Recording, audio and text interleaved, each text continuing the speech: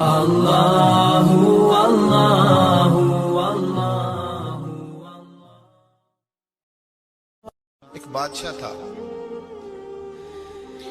بادشاہ جو ہوتے تھے ان کے اپنے اپنے مزاج ہوتے تھے۔ اس بادشاہ نے 4 5 6 کتے رکھے ہوئے تھے، اور کتے بڑے بڑے کتے تھے، اور بڑے وہ خونخوار کتے تھے، چیر پھاڑ کھا جاتے تھے، شیر جتنے ان کے قد تھے۔ بادشاہ تھوڑا سا کسی آدمی سے ناراض ہوتا نا تو ایک بہت بڑے پنجرے کے اندر ایک بہت بڑا سلاخوں کا گھر اس نے بنایا ہوا تھا، اس میں کتے ہوتے تھے، اور کتے کو جب باندھ کے رکھا جاتا ہے تو زیادہ زہریلا ہو جاتا ہے، وہ زیادہ اس کے اندر کرواہٹ آتی ہے، زیادہ کاٹتا ہے۔ اس نے قید کیے ہوئے تھے، کتے تو بڑے زہریلے تھے۔ جس آدمی سے بادشاہ تھوڑا سا ناراض ہوتا نا تو وہ کتے کے آگے اس آدمی کو ڈالتا، کتے اس کو چیر پھاڑ کے کھا جاتے۔ یہ سزا تھی، لوگوں کو پتا تھا۔ بادشاہ کے وزیر نے بڑی خدمت کی بادشاہ کی، 35 سال تک نوکری کی، لیکن ہر سورج نے غروب تو ہونا ہی ہوتا ہے نا، ہر چاند نے ڈھلنا بھی ہوتا ہے۔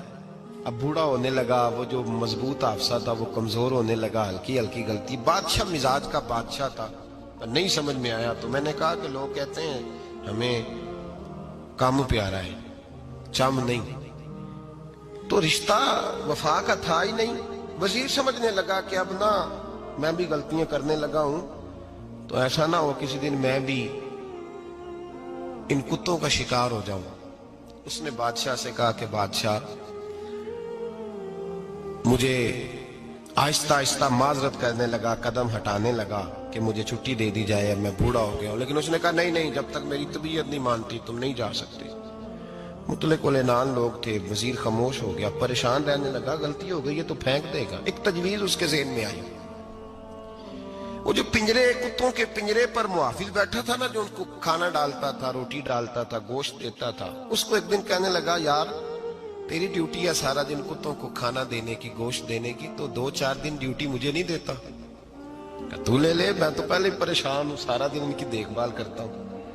اس نے کچھ تھوڑا سا گوشت لیا، پنجرے کے باہر کھڑے ہو کے کتوں کو ڈالا، اگلے دن تھوڑی روٹیاں لے آیا، کتوں کو ڈالی، 2 4 دن، ہفتہ، مہینہ، سال بھر، جتنا اس کو موقع ملا وہ دن بھر خدمت کرتا۔ بس وقت ایک دن آ گیا،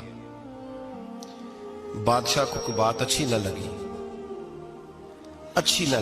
اس نے کہا اس بڈھے کو اٹھاؤ اور ڈالو کتوں کے پنجرے میں، ساری زندگی یہاں رہا، اسے ابھی تک نہیں پتا چلا میرے مزاج کا۔